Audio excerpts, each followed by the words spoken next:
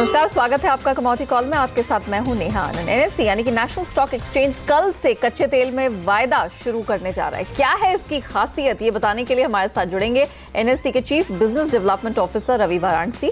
साथ ही कमौती बाजार में अगर है आपका कोई सवाल तो आप हमें फोन कर सकते हैं, हमारे एक्सपर्ट्स देंगे आपके सारे सवालों के जवाब। सवाल पूछने के लिए आपको कॉल करना है 1800-209-7890 पर। आप चाहें तो व्हाट्सएप के जरिए भी अपना सवाल हम तक पहुंचा सकते हैं। हमारा व्हाट्सएप नंबर नोट करिए 7045220000। हमारे एक्सपर्ट्स देंगे आपके सारे सवालों के जवाब, बताएंगे कमाई के तरीके। लेकिन सबसे पहले नजर इस वक्त की बड़ी खबरों पर। कच्चे तेल में गिरावट गहराई, घरेलू बाजार में 1.5% लुढ़का भाव। अमेरिका में रिकॉर्ड उत्पादन से ग्लोबल मार्केट में फिसला भाव। एनएससी पर कल से शुरू होगा ब्रेंट क्रूड में वायदा कारोबार। लेकिन सोने की शुरुआती गिरावट खत्म, घरेलू बाजार में 60 रुपए बढ़ा भाव। ग्लोबल मार्केट में तेजी से बदली सोने की चाल। चीन के खराब आंकड़ों से मेटल्स की पिटाई, एमसीएक्स पर कॉपर 4 महीने की ऊंचाई से फिसला। पिछले महीने में चीन का पीएमआई डेटा 3 साल के निचले स्तर पर लुढ़का। चने में बिकवाली हावी, वायदा में 3.5 महीने के निचले स्तर पर भाव। मंडियों में नई फसल की आवक से कीमतों पर प्रेशर। और खाने के तेल फिसले, सोया तेल 1.5 महीने के निचले स्तर पर लुढ़का। मजबूत रुपया और पाम तेल में गिरावट से बना दबाव।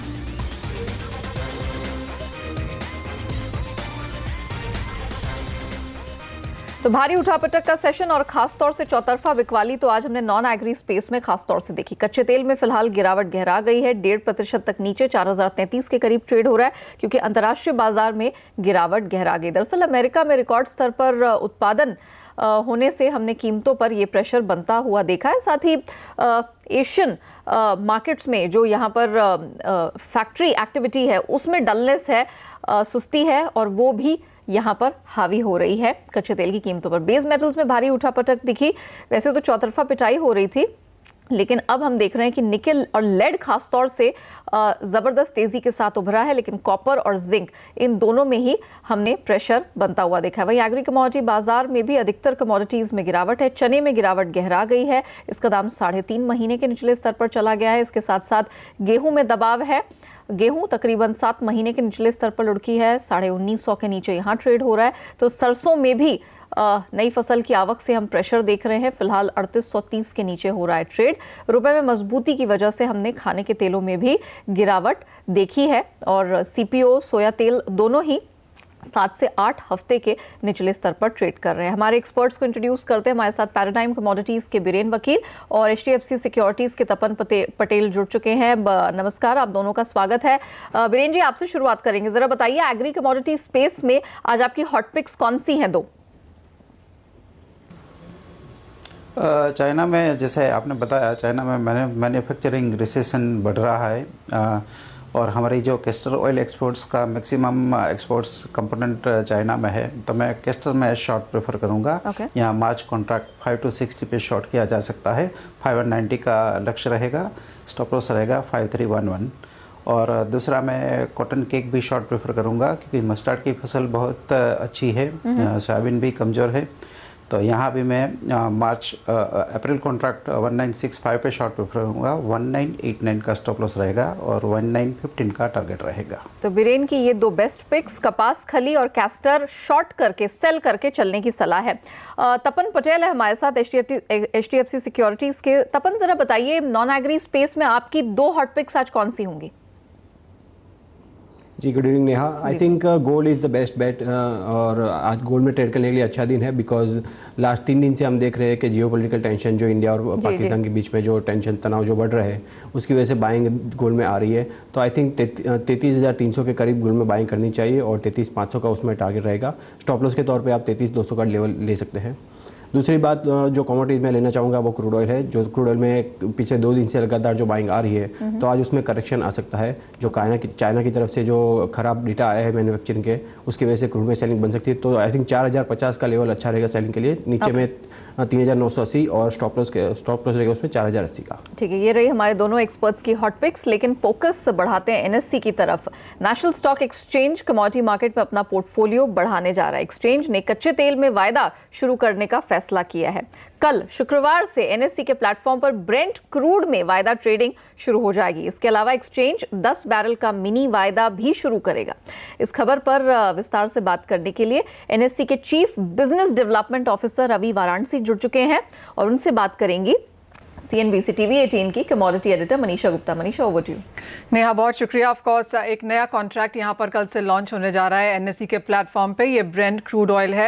एज ऑफ नाउ हम जानते हैं कि इंडियन मार्केट्स में यूएस क्रूड की तर्ज पे कच्चा तेल यहां पर ट्रेड होता है और अगर आप दिसंबर और जनवरी के आंकड़े देखें तो सबसे ज्यादा वॉल्यूम्स जो हैं वो यहां पर कच्चे तेल में आई हैं, जो बहुत सरप्राइजिंग नहीं है क्योंकि प्राइसेस इतने वॉलेटाइल रहे हैं कि इन्वेस्टर्स, ट्रेडर्स, हेजर्स की तरफ से हमने यहाँ पर काफी हद तक कारोबार होता हुआ देखा है। रवि, कांग्रेचुलेशंस, आप एक नई कमोडिटी कल से यहाँ पर लॉन्च कर रहे हैं। आपका कॉन्ट्रैक्ट यहाँ पर डिफरेंट है, ब्रेंट क्रूड ऑयल है। Of course Indian markets Brent crude की प्राइसिंग को ज़्यादा यहाँ पर वॉच रखते हैं, इंपोर्ट्स हमारे उस प्राइसिंग पे होते हैं। आपको क्या लगता है पार्टिसिपेंट्स और जो हेजर्स हैं वो उनका झुकाव क्या ब्रेंट की तरफ ज़्यादा रहेगा? नमस्कार।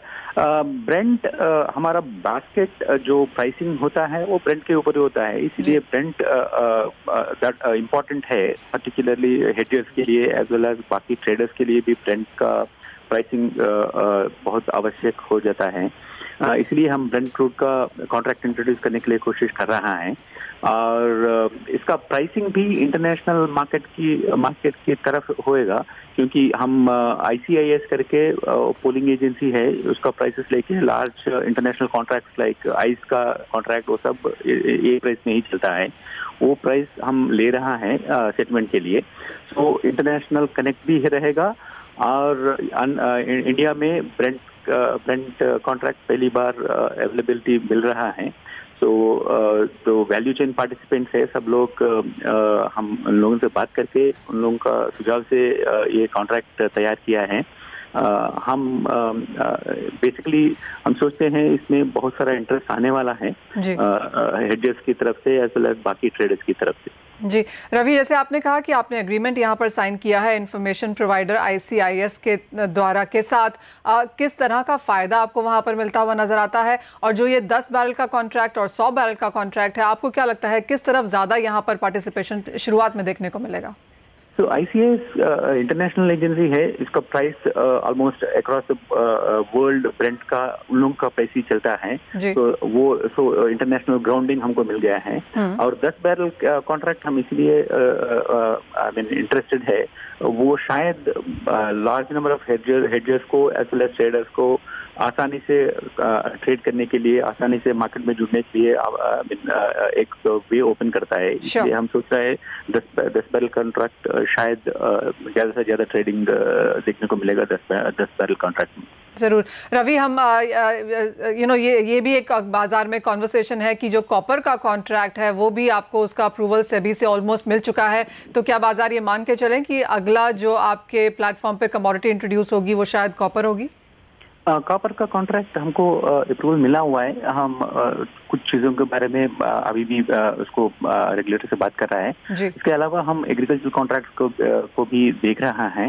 First quarter next financial year का, दैट इज अप्रैल-जून में हम कॉन्ट्रैक्ट इंट्रोड्यूस करने वाला है एग्रीकल्चर की तरफ से। एग्रीकल्चर कॉन्ट्रैक्ट भी आने वाला है, तो copper could be one thing, but agriculture का बहुत सारा कॉन्ट्रैक्ट हम देख रहे हैं, वो इंट्रोड्यूस करना चालू करेंगे। जी रवि, जहाँ तक एग्रीकल्चर कमोडिटीज की बात है, ऑफ कोर्स बाजार में उसको लेके काफ़ी कॉन्वर्सेशन है। इलेक्शन वाला साल है, गवर्नमेंट की तरफ से भी फार्मर्स को, एग्रीकल्चर को यहाँ पर काफ़ी स्ट्रॉन्ग हमने एक पुश भी आते हुए देखा है। तो जस्ट एज अ कॉन्वर्सेशन, अगर आप एग्रीकल्चर से शुरुआत यहाँ पर करेंगे अगले क्वार्टर में, तो क्या वो एसेंशियल कमोडिटीज़ होंगी या फिर इंडस्ट्रियल एग्रीकल्चर कमोडिटीज़ होंगी? किस तरह की तैयारी यहाँ पर एक्सचेंज के साथ है?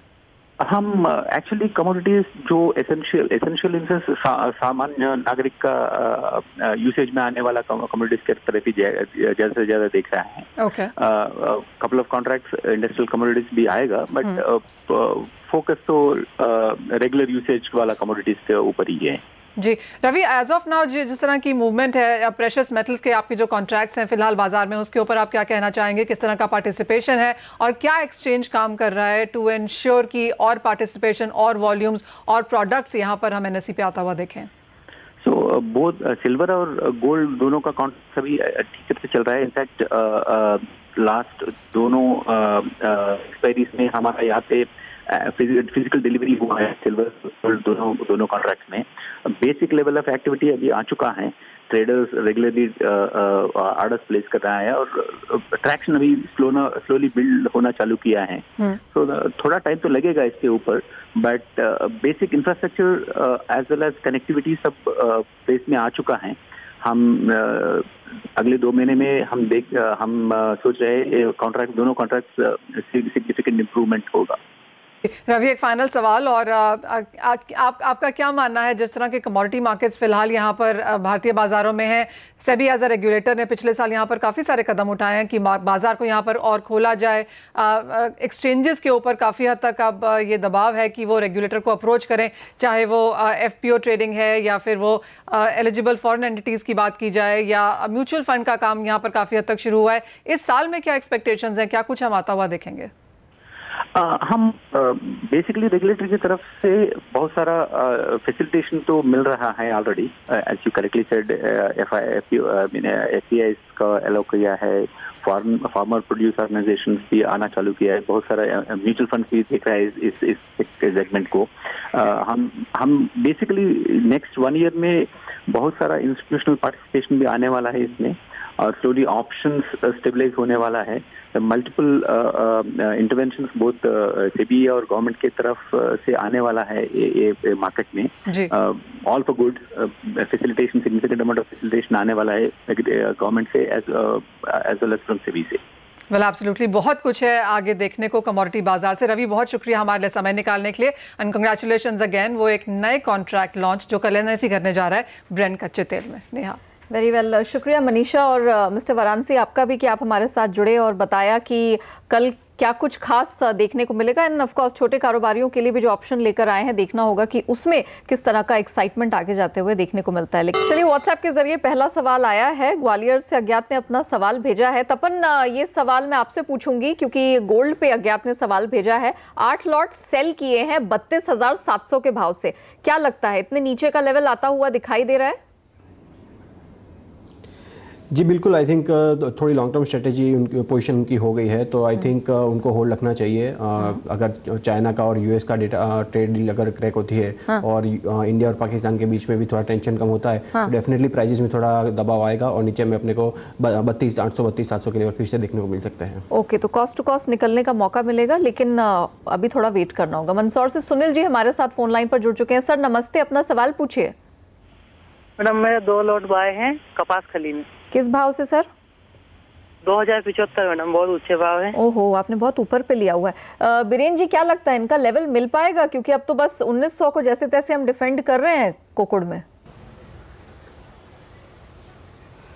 कोकुड़ में slow and steady bear market है। वैसे 2100 से मार्केट धीरे धीरे डाउन जा रहा है, यहीं से भी मुझे और 100-125 रुपये है, क्योंकि बाजार में कैश क्रंच बहुत है।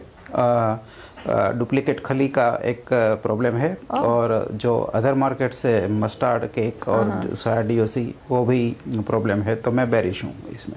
ओके, कितना और गिरता देख रहे हैं? 1900 के भी नीचे में भी जो अप्रैल कॉन्ट्रैक्ट है उसके लिए जो सपोर्ट लेवल है वो 1880 है।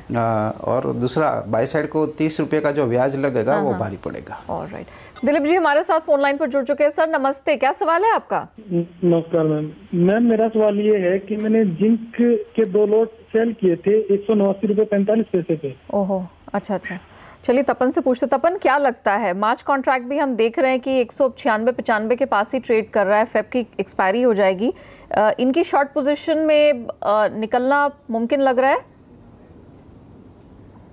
जी डेफिनेटली, इनको थोड़ा भी नीचे में 195-195 के लेवल पे आता है तो एक बार एग्जिट कर देना चाहिए, जो कि मार्च और फरवरी कॉन्ट्रैक्ट में ज़्यादा डिफरेंस नहीं है। तो आई थिंक उनको बेहतर चांस मिलेगा कि नीचे में 195 के पास आप एग्जिट कर दें, बेटर है। Very well. और ऊपर में अगर जाता है तो 201 का स्टॉप लॉस रखना बेटर है। ठीक है, गुवाहाटी से अमित सिंह ने व्हाट्सएप के जरिए अपना सवाल में भेजा है। इनका सवाल CPO में है बीरेन जी। इन्होंने सेल किया है 1 लॉट 560 के भाव से, प्रॉफिट तो है, अभी रिकवर कर लें या कुछ और गिरावट दिख रही है? अभी होल्ड करना चाहिए। मलेशियन CPO काफ़ी तेज गिरा है और आज रुपये भी रिकवर हुआ, रुपये थोड़ा और भी रिकवर हो सकता है। 45-46 के आसपास वो प्रॉफिट। प्रॉफिट बुक कर सकते हैं। Okay, very well. तो 546 के पास तक का इंतजार करिए, जो तकरीबन 3 रुपए की दूरी पर है। चलिए, इसी के साथ कमोडिटी कॉल में वक्त यही समाप्त होता है। तपन और बीरेन जी, आप दोनों का ही शुक्रिया हमारे साथ जुड़ने के लिए और दर्शकों के सवालों के जवाब देने के लिए। मुझे भी दीजिए इजाजत, लेकिन आप बने रहिए, देखते रहिए 3 न्यूज़ की आवाज़।